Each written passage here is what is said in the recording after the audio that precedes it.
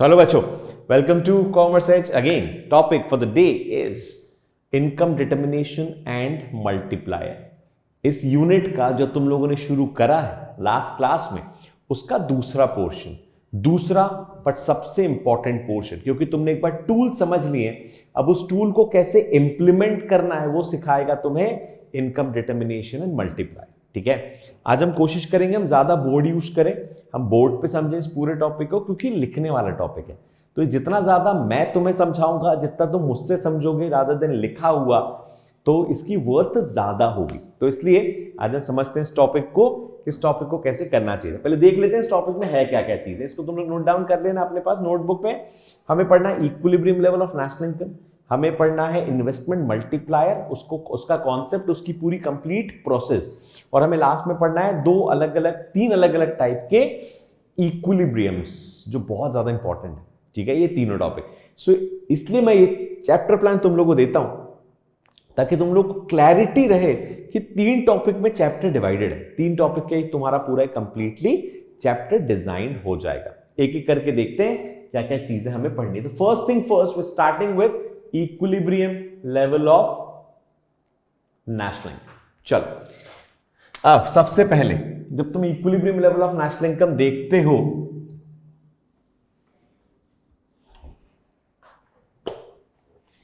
तो एक ग्राफ दिमाग में आता है। वो ग्राफ है एग्रीगेट सप्लाई का, जो कि एक 45 डिग्री लाइन है, जिसको हम इनकम कर्व भी बोलते हैं।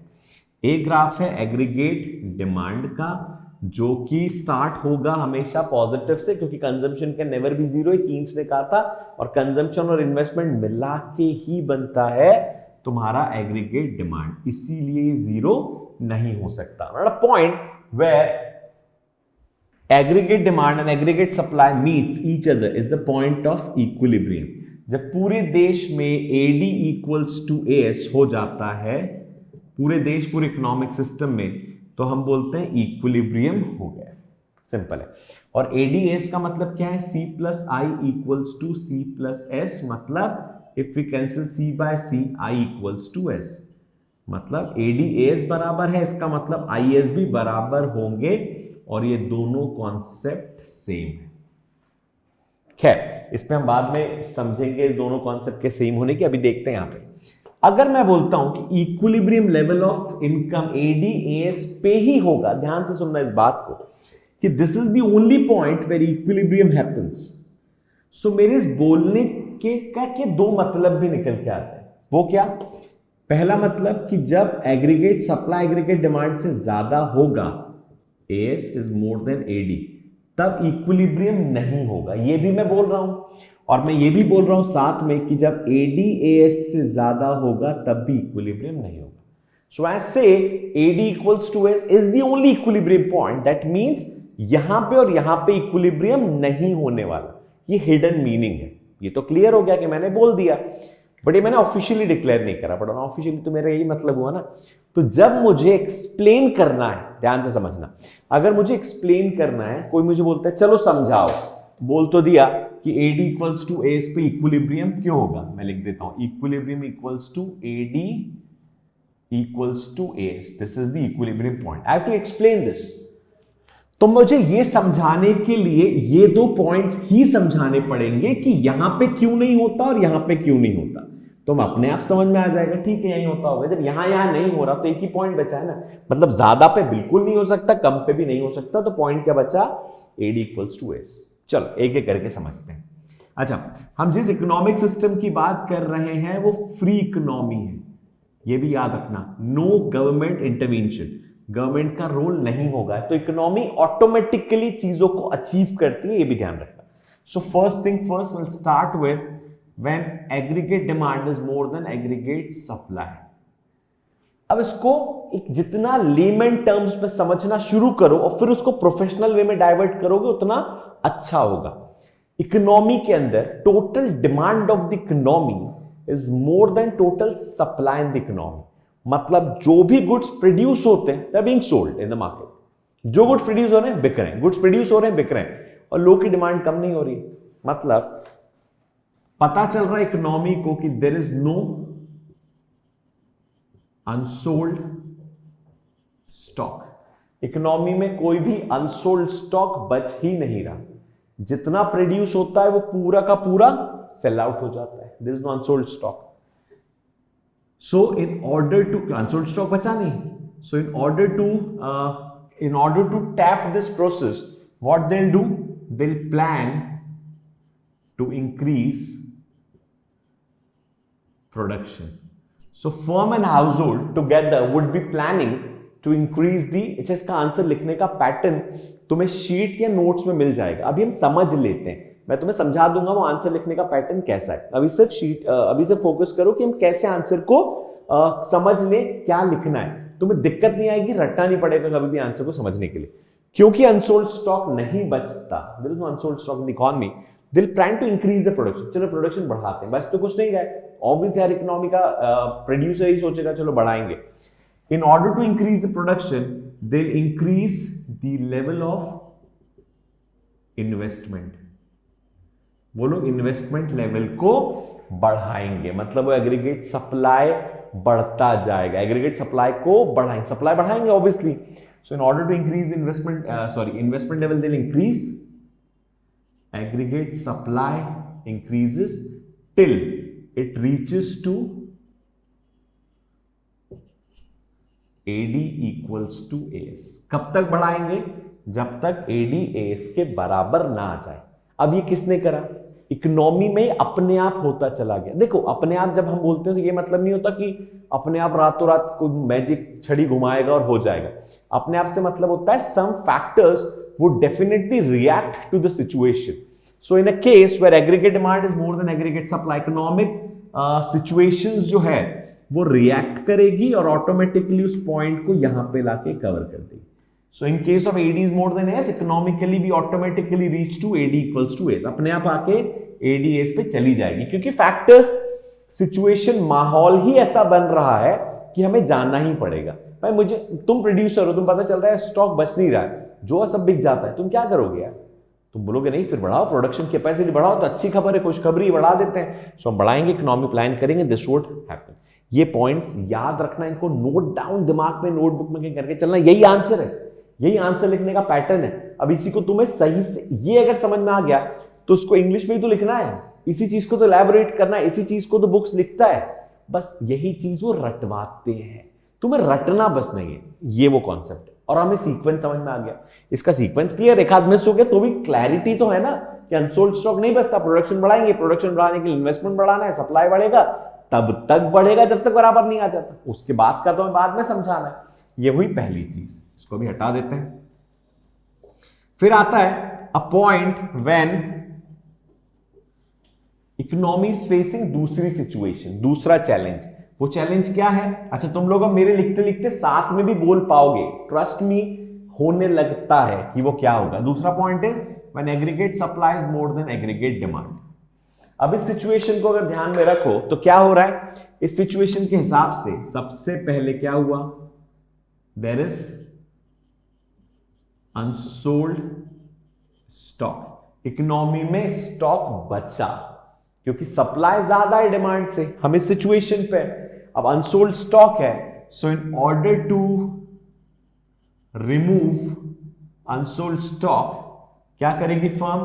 दे will decrease the level of production. Production का लेवल डिक्रीज होगा, और प्रोडक्शन का लेवल डिक्रीज करने के लिए they have to decrease level of investment. अब इन्वेस्टमेंट डिक्रीज होगा तो क्या होगा? Aggregate supply reduces till it reaches to AD equals to S. जब तक एडी एस के बराबर ना आ जाए वो रिड्यूस होता रहेगा। As simple as that. Logically हमने दो अलग अलग आंसर्स को, answer number 1, answer number 2 and the complete answer, हमने कंप्लीट आंसर पढ़ा, बट हमने साथ में दो अलग अलग आंसर्स भी पढ़ लिए। What happens, what would be the situation of economy when aggregate demand is more than aggregate supply और aggregate supply is more than aggregate demand.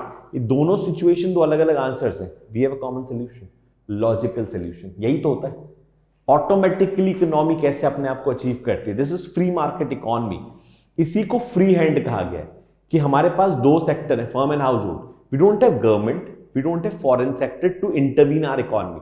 हमारे देश में कोई बाहर का आके इंटरवीन नहीं कर रहा, ना कोई गवर्नमेंट आके इंटरवीन कर रहा है इकोनॉमी को चलाने के लिए। ये फर्म और हाउस होल्ड की इंटरनल सिचुएशंस है, वो अपने आप चीजों को सेटल करके कुछ होता है ना, कॉम्प्रो हो जाता है दोस्तों, भी जो होता है ना कॉम्प्रो, जैसे कॉम्प्रो थे, हो गया सब अपने आप सेटल हो गया। कहां पे आ गए हम, AD equals to S. In both the situation will reach to AD equals to S. दोनों सिचुएशन में इकोनॉमी जो है वो AD इक्वल्स टू एस तक ऑटोमेटिकली रीच हो जाती है। बस so what you have to do is just make a common graph. अगर मैं बता रहा हूं कॉमन क्वेश्चन पूछा है तो इंडिविजुअली पूछा है, इधर का तो एक ही साइड का बनाना। कॉमन क्वेश्चन पूछा है तो हमें ग्राफ बनाना है, इक्विलिब्रियम समझाना है। इक्विलिब्रियम का मतलब क्या होता है, a point where aggregate demand the economy and aggregate supply the economy is equal. फिर हमें क्या समझाना है, ये और ये। सो अल्टीमेटली इस क्वेश्चन का आंसर ये दो चीजें, मतलब इस क्वेश्चन को समझाने के लिए तुम्हें सिर्फ दो चीजें समझानी है। समझना, AD इक्वल्स टू एस समझाने के लिए तुम्हें पहला क्या समझाना है, AD is more than S. दूसरा point, AD is less than S. अगर तुमने ये और ये समझा दिया मतलब तुमने ये समझा दिया, इतना याद रखना। ये समझाने का मतलब और ये समझाने का मतलब मैं तुम्हें समझा चुका हूं। इतना ही होता है इक्विलिब्रियम। सोचो कितना आसान इक्विलिब्रियम। आप सोच के देखोगे जो बुक में लिखा है उसको टैली करना, you will get to know कि AD इक्वल्स टू एस का इक्विलिब्रियम समझना कितना आसान। Same goes with IS approach. IS approach भी एग्जैक्टली इसी लाइन पे काम करता है, इसी लाइन पे, इसी थीम पे। तो ADS अप्रोच और IS अप्रोच समझना, ट्रस्ट मी, बहुत सिंपल काम है अगर हमारी थीम लाइन सही है तो। अगर हम सही थीम लाइन पे काम कर रहे हैं तो इतना ही इजी IS अप्रोच और ADS अप्रोच समझना आ जाएगा। बस रटने वाला सोचना मत, और अब बुक को पढ़ के देखना, बुक्स नोट जो भी तुम्हारे पास अवेलेबल हो उनको पढ़ना। Next is how investment multiplier works.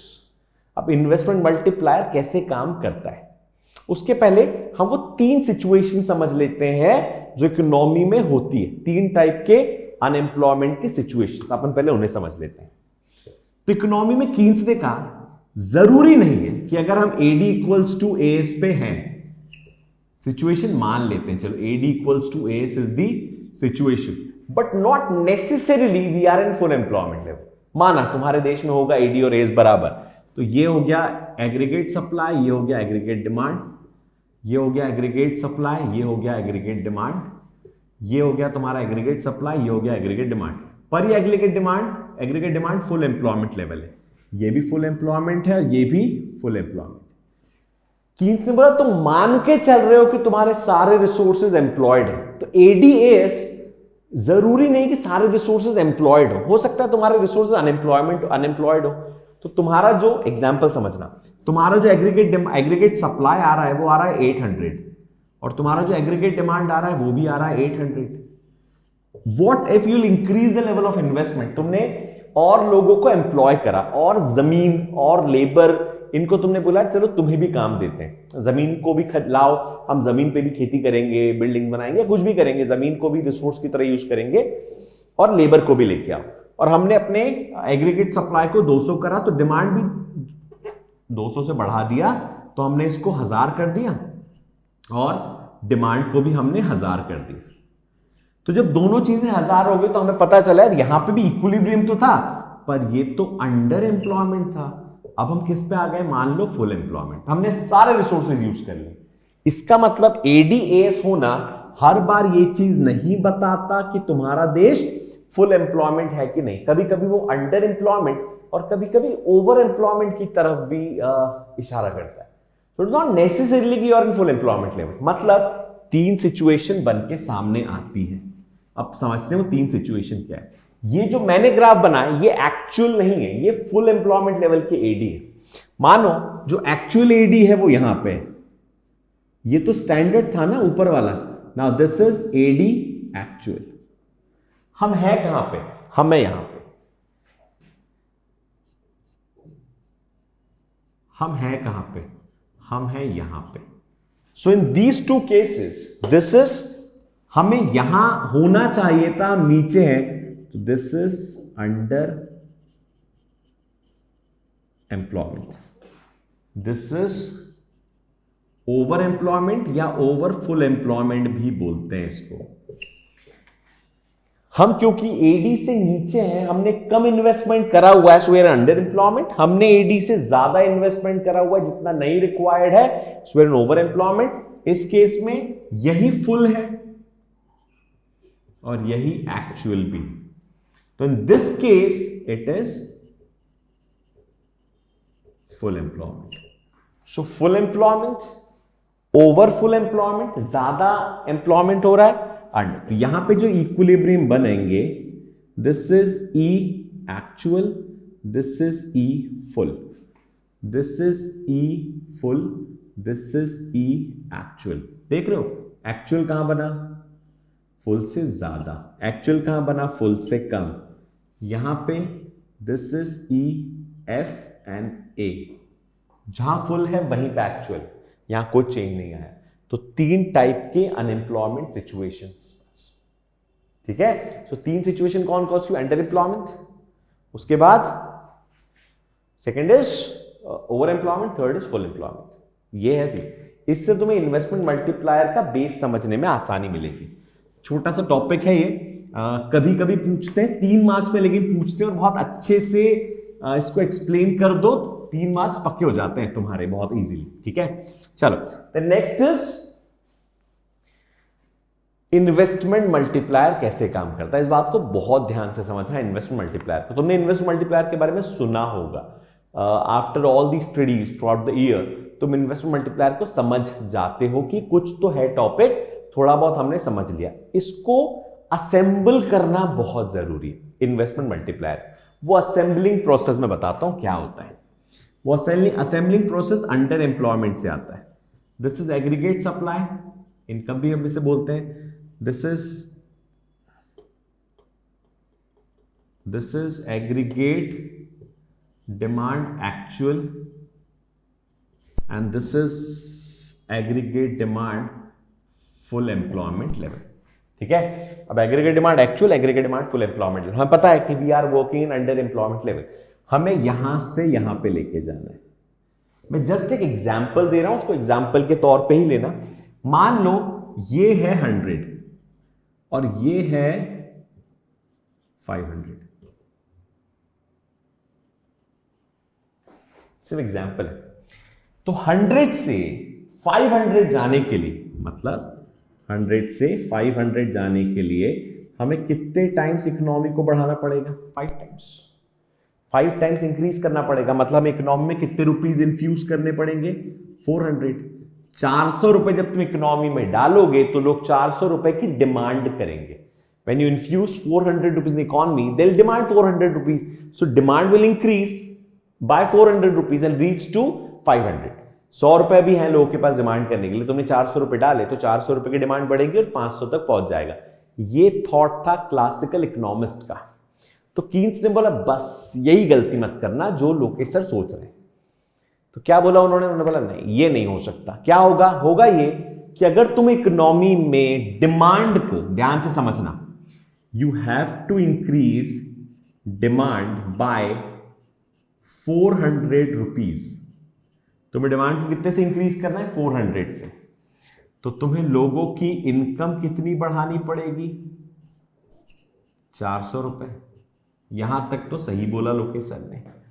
फिर उन्होंने बोला तुम्हें 400 रुपए इकोनॉमी में डालने पड़ेंगे, गलती कर दी लोकेश सर ने। 400 रुपए इंक्रीज करने के लिए तुम्हें जो डालने पड़ेंगे पैसे, जिसको हम सिंपल लैंग्वेज में इन्वेस्टमेंट बोलते हैं, वो 400 नहीं होगा, वो 400 से बहुत कम होगा, या कम होगा, बहुत वर्ड में नहीं लगाता, वो 400 से कम होगा। तो तुम्हें थोड़े से ही पैसे डालने, तो वो बन के 400 हो जाएगा। तुम्हें लग रहा है तुम 400 डालोगे तो वो 400 होंगे, तुम 400 डालोगे वो 2000 बन जाएगा। तो तुम्हारी इकोनॉमी में इनकम डबल, ट्रिपल, 5 टाइम्स हो जाएगी। तुम 100 रुपए डालो तो वो 400 बनेगा।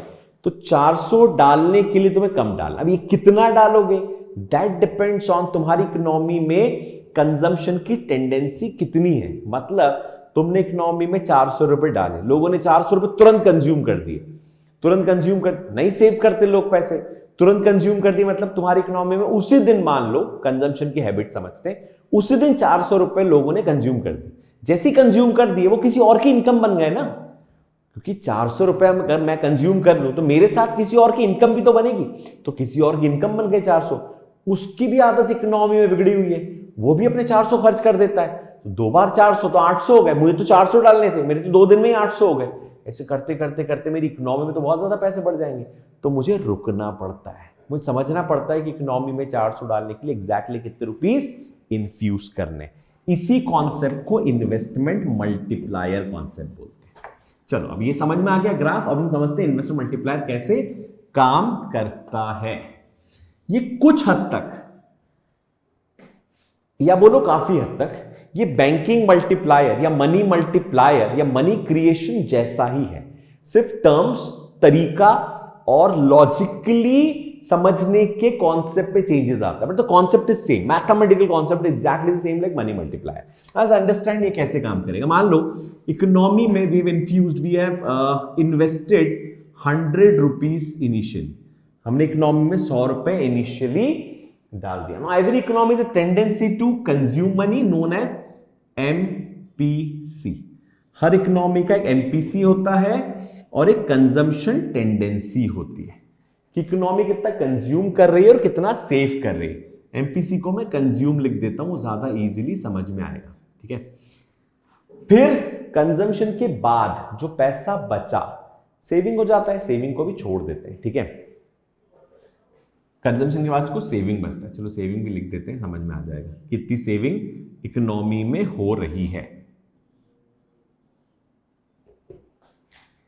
अब इकोनॉमी में हमने इनिशियली, यहां मैं डाल देता हूं इनकम,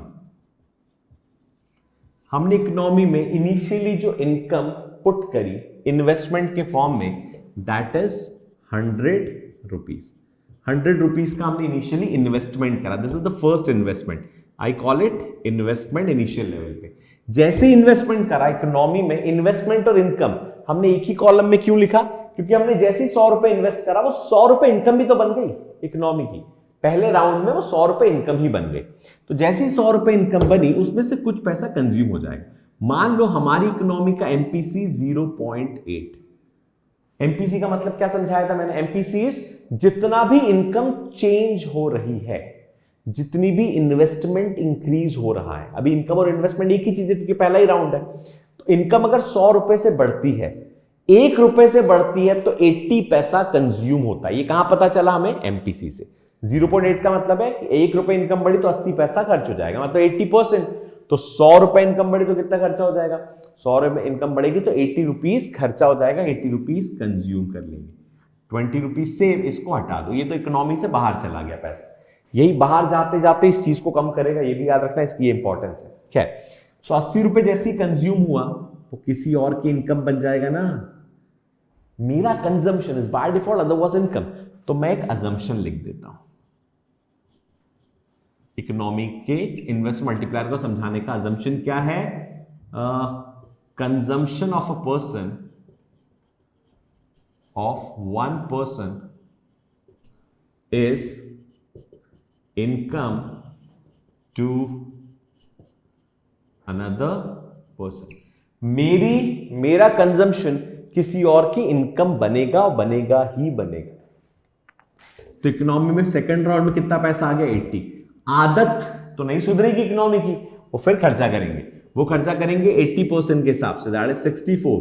तो वो यहां पे सेव कर देंगे 16 रुपीज, 16 रुपए सेव हो जाएगा। फिर 64 फिर खर्च हुआ तो 64 फिर किसी की इनकम बन जाएगी। 64 इनकम में से वो लोग 80%, 64 का 20% सेव होगा, सो 20% इज 12.8, तो 51.2 कंज्यूम हो जाएगा। This process will go on, चलो ज्यादा गणित में नहीं लगते, this process will save on, तो ये आगे चलता रहेगा और आगे जाके जो टोटल इनकम क्रिएट होने वाली है वो कितनी होगी, 100 plus 80 plus 64 plus 51.2 and so on. So जो इनकम टोटल क्रिएट होने वाली है वो इनिशियल इन्वेस्टमेंट से नो डाउट ज्यादा है और ज्यादा ही होगी, ठीक है। तो इनिशियल इन्वेस्टमेंट से बहुत ज्यादा इनकम क्रिएट होने वाली, वो कितनी होगी वो हमें समझना है। उसके लिए फॉर्मूला यूज होता है। देखो फॉर्मूला क्यों यूज कर रहे हैं, हम इसको प्लस भी कर सकते हैं, बट कहां तक प्लस करोगे और कितना, ये एंडिंग प्रोसेस नहीं, पॉइंट पॉइंट में आता रहेगा। तो अप्रोक्सीमेट के लिए हम एक फॉर्मूला यूज करते हैं कि इनिशियल इन्वेस्टमेंट कितना हो रहा है, या फिर चेंज इन इन्वेस्टमेंट लिख देते हैं। चेंज इन इन्वेस्टमेंट जितना भी है, जितना भी चेंज इन्वेस्टमेंट हुआ है उसका के टाइम्स, के मतलब हमने एक वैल्यू ले ली मल्टीप्लायर, क्या बोलते हैं ना, X time, Y time, Z times, A time, B times, इतने टाइम्स, तो के टाइम्स इनकम चेंज होने वाली। तो जो भी इनिशियल इन्वेस्टमेंट है उसका के times is change in income. ये चीज याद रखना। हमारा इनिशियल इन्वेस्टमेंट कितना है 100, और के की वैल्यू होती मल्टीप्लायर की 1/1 माइनस एमपीसी, मतलब this is reciprocal of saving and proportionate to MPC, तभी हमने 1 माइनस एमपीसी यूज करा है। एक्चुअली एपीजीपी का एक फॉर्मूला होता है 1/1 माइनस रेट, किस रेट से चेंज हो रहा है। So rate is 80%, 0.8 is the rate ना, ये उसका फॉर्मूला आता है। तो एमपीसी से डायरेक्टली प्रोपोर्शनेट है, एमपीएस से इनवर्सली प्रोपोर्शनेट है। कैसे, अगर यहां पे 0.8 की जगह कम कर दें 0.5, तो मल्टीप्लायर की वैल्यूज कम हो जाएगी सारी। यहां 0.5 होता तो यहां 50 रुपए होता, तो यहां भी 50 होता, तो यहां 50 रुपए में से सिर्फ 25 रुपए कंज्यूम होते, तो यहां 25 हो जाता, तो 100, 50, 25 कम हो जाती income. If I make it 0.9, अगर मैं इसको बढ़ा दूं 0.8 को, तो 100, 90, 90, 81, तो ये वैल्यूज बढ़ जाएगी। मतलब एमपीसी ज्यादा तो मल्टीप्लायर ज्यादा। इसको लॉजिकली समझो, जितना ज्यादा कंज्यूम होगा इकोनॉमी में, इनकम उतनी ज्यादा वापस आएगी, और इनकम वापस आएगी तो ज्यादा ही कंज्यूम होगा, फिर इनकम वापस आएगी तो बढ़ेगा। एमपीसी ज्यादा, मल्टीप्लायर ज्यादा, इनकम ज्यादा। एमपीसी कम, मल्टीप्लायर कम, इनकम कम। सो डायरेक्ट प्रोपोर्शनेट होता है, equals to change in income.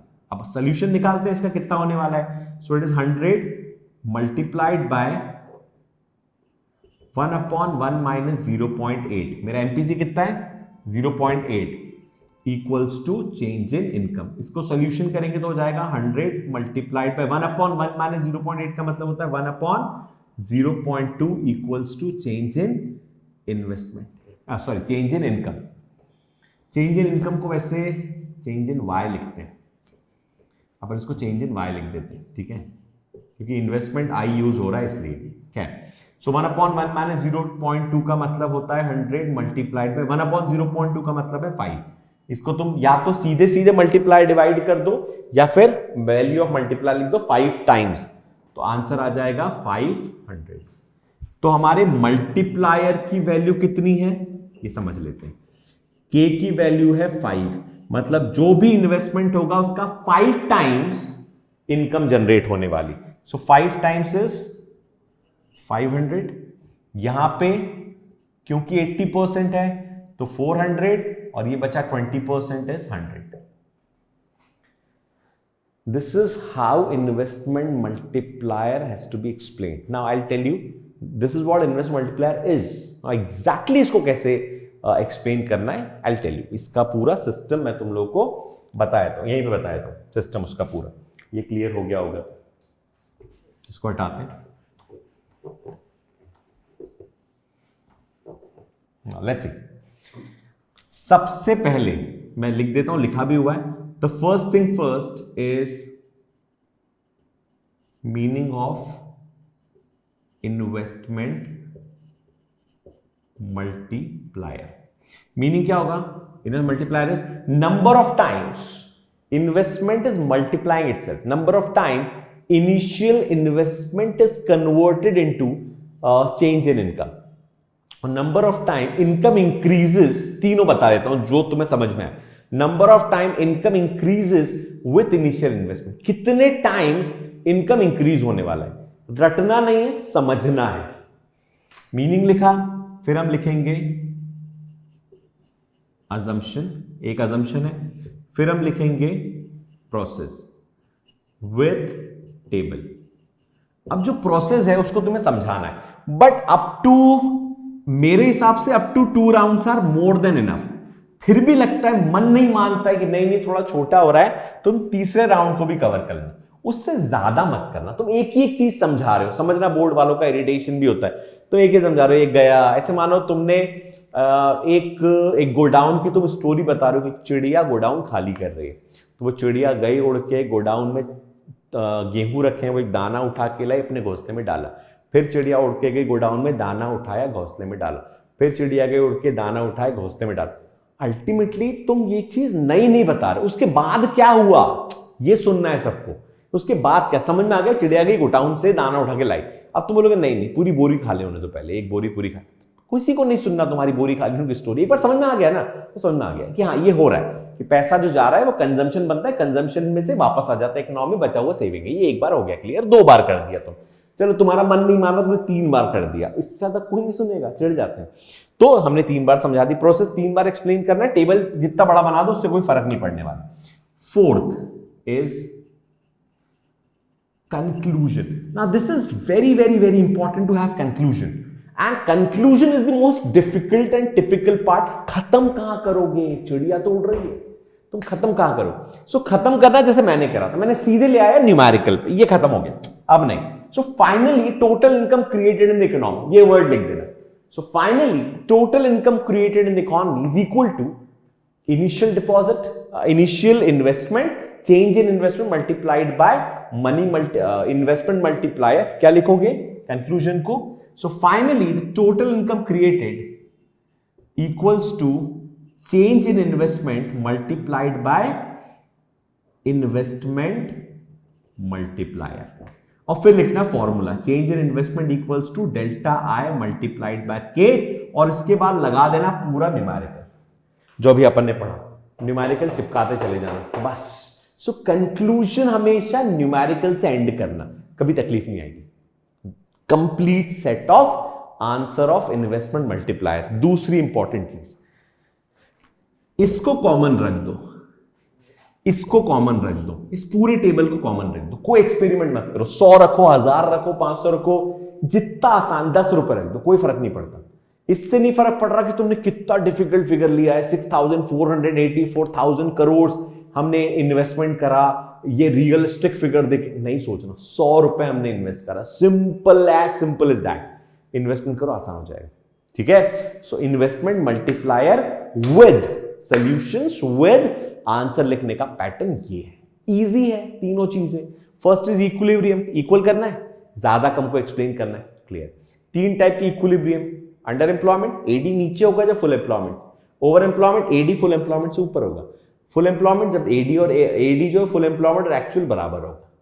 Investment multiplier कितने टाइम से इन्वेस्टमेंट अपने आप को इनकम में बदल देता है, जितने टाइम बदलता है दैट इज इन्वेस्टमेंट मल्टीप्लायर। उसका पूरा प्रोसेस, उसका पूरा आंसर लिखने का एक कंप्लीट पैटर्न, ठीक है। एक बार देख लेते हैं हमने सही चीजें समझी नहीं समझी, 3 चीजें हमने पूरी अब तक कवर कर ली। सो होप तुम्हें समझ में आ गया होगा। कोई भी डाउट होता है, Telegram channel is always open for all your doubts. Thanks a lot for listening carefully. Thank you. Thank you, बच्चों।